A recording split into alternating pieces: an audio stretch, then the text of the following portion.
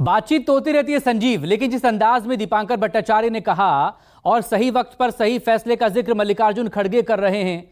दिल्ली में मौसम भी कल से बदला हुआ है, हल्की बूंदाबांदी भी हो रही है। तो ये मौसम जो बदल रहा है वो राजनीतिक मौसम भी बदलने को लेकर अंदर खाने सुगबुगाहट भी चल रही है। बहुत उम्मीदें हैं मकसूद इंडिया गठबंधन के नेताओं को कि मौसम जरूर बदलेगा और किसी भी हाल में प्रधानमंत्री मोदी प्रधानमंत्री के पद तक नहीं पहुंच पाएंगे। वो केयरटेकर प्रधानमंत्री हैं, केयरटेकर ही रह जाएंगे। इस तरह का कार्यक्रम बनाया गया है इंडिया गठबंधन की तरफ से, हमें सूत्र बता रहे हैं। उनका नेगोशिएशन चल रहा है और वो नेगोशिएशन बड़े हार्ड बार्गेनिंग के दौर से गुजरेगा जो टीडीपी और जो जेडीयू का होने जा रहा है। और ऐसे में क्या वो अंदर खाने जो बातचीत चल रही है भारतीय जनता पार्टी के, उसको सरवाइव कर पाएगा मौजूदा डिस्पेंसेशन जो है, जो प्रधानमंत्री मोदी और उनकी टीम है। ये तमाम बात चर्चा में आई कि बीजेपी के अंदर खाने भी बहुत कुछ हो रहा है और इन सब विषयों पर चर्चा के बाद ये तय किया गया है कि एक बार वो कोशिश कर लें और उसके बाद फिर राष्ट्रपति से मुलाकात कर हम अपनी कोशिश की शुरुआत करेंगे। और मसला वही है कि क्या प्रधानमंत्री का पद बातचीत में एनडीए से आने वाले किसी सहयोगी को दिया जा सकता है, और इस सवाल पर अभी फिलहाल ना भी नहीं कहा जा रहा है, अगर हाँ नहीं कहा जा रहा है तो। लेकिन दूसरी तरफ कोई वैकेंसी खाली नहीं है, ये पहले दिन से ही साफ है। संजीव, दो तस्वीरों दो बैठकों का जिक्र करूंगा। एक तरफ इंडिया गठबंधन की बैठक की तस्वीरें आई, भले ही 272 के आंकड़े पर नहीं पहुंच पाए, लेकिन एक अलग खुशी, एक अलग चमक नजर आ रही है। एनडीए की जो बैठक की तस्वीर आई उसमें प्रधानमंत्री नरेंद्र मोदी के जस्ट पास में बैठे हैं चंद्रबाबू नायडू और उनके करीब बैठे हैं नीतीश कुमार, और इन्हीं दोनों पर सबकी नजरें हैं कल के नतीजे के बाद से ही।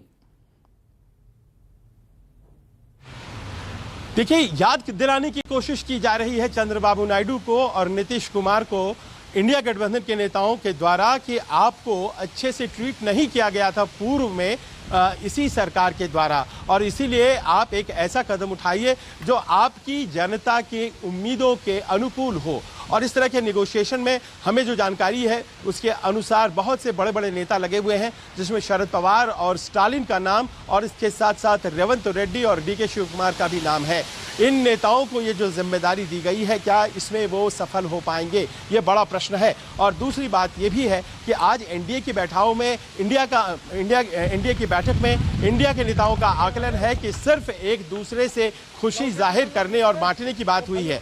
जो असली नेगोशिएशन का पार्ट है वो अभी तक नहीं हो पाया है और वो बहुत आसान नहीं होने जा रहा है। और अगर वो आसान नहीं होता है तो संभावना यही है कि बीजेपी अकेली रह जाएगी 240 241 पर, और बाकी सब के सब हमारी तरफ आ जाएंगे। और ऐसी स्थिति में एक सरकार, वैकल्पिक सरकार जिसका समर्थन कांग्रेस करेगी, वो बन सकती है। ये जो 173 का आंकड़ा है, अगर ये प्राप्त हो जाता है थर्ड फ्रंट जैसे किसी गठबंधन को, किसी दल को, तो कांग्रेस उसका समर्थन कर सकती है, उसका हिस्सा बन सकती है। कुछ इस तरह की बातों पर भी बातचीत हुई है, लेकिन देखना है कि कॉन्क्रीट टर्म्स में क्या आता है। और बहुत ही सधे हुए दम से इंतजार किया जा रहा है कि एनडीए के नेगोशिएशन आखिर आकार क्या लेते हैं। क्या स्पीकर का पद देने के लिए तैयार है बीजेपी के लोग टीडीपी को? क्या बड़े बड़े मंत्रालय जो एनडीए से मांगे जा रहे हैं जेडीयू के द्वारा, वो देने को तैयार है? जीतन राम मांझी भी एक कैबिनेट पद चाहते हैं, क्या वो देने को तैयार है? स्पेशल स्टेटस का दर्जा आंध्र प्रदेश और बिहार को क्या मिलने जा रहा है? ये तमाम ऐसे प्रश्न हैं जो कि भारतीय जनता पार्टी और प्रधानमंत्री मोदी के लिए बहुत आसान नहीं होगा हल करना।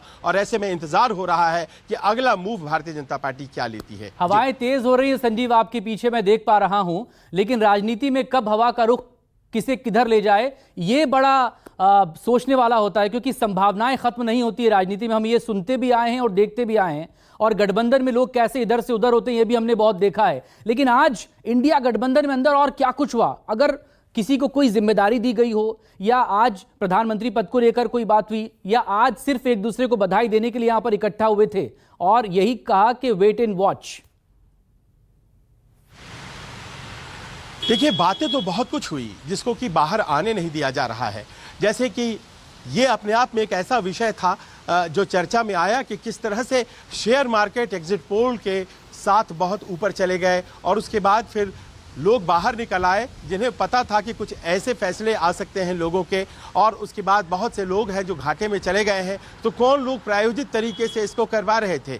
क्या कॉरपोरेट की भी कोई भूमिका रही है? कुछ नेताओं ने इस प्रश्न को उठाया है। साथ ही साथ ये भी अपने आप में बड़ा सवाल है कि आखिर कौन से ऐसे नेता हैं जो कि लोगों से मुलाकात कर सकते हैं, जिनकी एक्सेप्टेबिलिटी दूसरे पक्ष में भी है, और कौन कौन से वो नेता हैं दूसरे पक्ष में जो कि उचित ऑफर पर इस तरफ आ सकते हैं। उनकी एक फहरिस्त तैयार की गई है, और जैसा कि मैंने नाम लिया 3-4 नेता हैं जिनको कि ये जिम्मेदारी दी गई है कि आप बात करें। खासतौर पर चंद्रबाबू नायडू पर बहुत ज्यादा नजर है, और ऐसे में चूंकि नीतीश कुमार से इंडिया गठबंधन में खासतौर पर कांग्रेस के लोग बात कर सकते हैं, लेकिन चंद्रबाबू नायडू से संपर्क साधने के लिए दक्षिण के नेताओं को यह जिम्मेदारी दी गई है।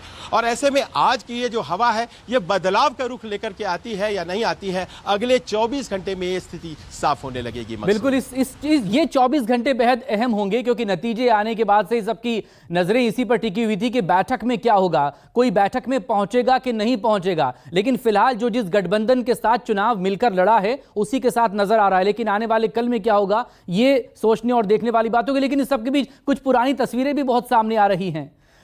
लोग बड़ा उसको लेकर चुटकी भी ले रहे हैं और ये भी लिख रहे हैं कि नहीं, घबराने या डरने वाली कोई बात नहीं, ये दरअसल पुरानी तस्वीर है। तो ये पुरानी तस्वीर कब नई में बदल जाए, क्या इसको लेकर कुछ बातें हो रही हैं। जैसा कि आप जिक्र कर रहे हैं कि अगर साउथ से आप चंद्रबाबू नायडू को आपको कवर करना है, अपने पाले में लेकर आना है, तो स्टालिन आएंगे आगे या रेवंत रेड्डी आगे आ सकते हैं, इधर से कांग्रेस या अखिलेश यादव कुछ कर सकते हैं, लेकिन अपने लोगों को भी तो आपको साथ में जोड़कर रखना होगा। क्या फिलहाल इस बारे में नहीं सोचा जा रहा है? देखिए, एक बात आज बहुत ही लोगों को सुकून पहुंचा रही थी इंडिया गठबंधन के नेताओं को कि यहां बैठक में मौजूद अभिषेक बैनर्जी भी थे, जो कि ममता बनर्जी के भतीजे हैं और तृणमूल कांग्रेस की नुमाइंदगी कर रहे थे।